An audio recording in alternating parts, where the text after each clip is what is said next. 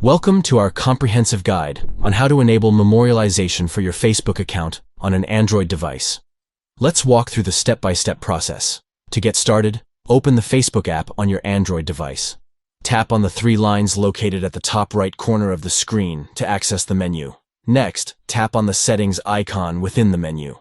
Scroll down and tap on Account Center. From there, tap on Password and Security. Select Personal Details, and then tap on Account Ownership and Control. Now tap on Memorialization.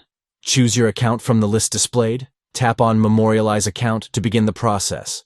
Select a friend who will be responsible for managing your memorialized account and then tap Save. Enabling memorialization for your Facebook account ensures that your profile is handled respectfully in the event of your passing, allowing a trusted contact to manage your account as a memorial.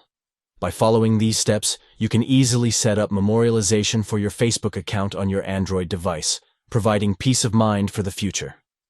Thank you for watching, and we hope this guide helps you navigate the process of enabling memorialization on Facebook. Start taking proactive steps to manage your account's legacy today.